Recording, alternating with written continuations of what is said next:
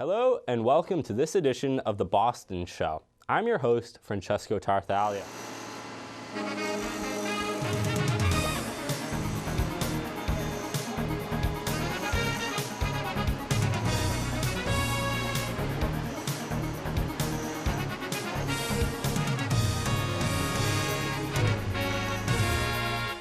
Last week in Boston, Mayor Walsh stopped by Dorchester's Winter Farmers Market.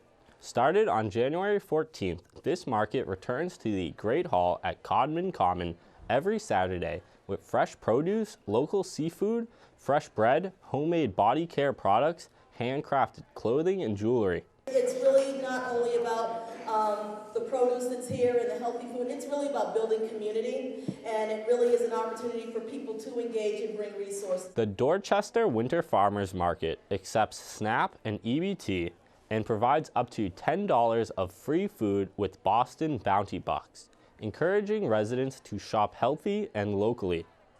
The Circle of Vietnamese Parents hosted a New Year celebration at the Dorchester House. Families from all around the neighborhood came out with children and youth with disabilities to join the New Year celebration of the Year of the Rooster. Mayor Walsh was even in attendance to hand out red envelopes, a tradition of the New Year. Later that night, over 1,000 people gathered in Chinatown to celebrate the Year of the Rooster at Ji Hao Oak Tin's annual Chinese New Year banquet. Both local and state officials were also in attendance for the ceremony. Massachusetts believes deeply in the power and the glory of all of the communities that make up our great state. And this community is a big part of the power and glory of the Commonwealth of Massachusetts, period. Ji Hao Oak Tin of New England is an organization dedicated to supporting local charitable causes and providing outreach to the Chinese community and American society at large. The city came together at Symphony Hall to honor Matthew Shepard. Shepard was an American student at the University of Wyoming who was beaten, tortured, and left to die on the night of October 6, 1998.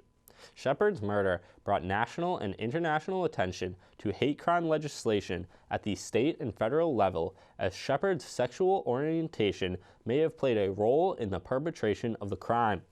Fans gathered in the streets of Boston to celebrate the New England Patriots' 5th Super Bowl victory. Players once again mounted their usual duck boats for the rolling parade, which made its way through downtown Boston. Boston Main Street's foundation gathered at the Tavallo restaurant in Dorchester to appreciate the generous donation by Citizens Bank to the organization. The foundation was able, with this money, to successfully launch what we expect will be a multi-year marketing effort to take Boston Main Streets to a higher level. The Boston Main Streets Foundation partnered with Citizens Bank, which generously provided $100,000 in competitive grant funding for local Main Street districts to leverage their new brand. The new tagline, "Where the locals go," perfectly sums up what Main Street is all about. It reflects our diversity, and it reflects the best of what we have to offer in the city of Boston. The Main Street organizations who received money were Greater Ashmont Main Street, Greater Grove Hall Main Street, Fields Corner Main Street, Eggleston Square Main Street, and Alston Village Main Street. Private not-for-profit organization Ethos launched a new supper club for LGBT elders of color, their friends, allies, and supporters called Cafe Pride. Located in the United South End Settlement's Harriet Tubman House, the cafe will be open monthly every second Wednesday from 4 to 6 p.m.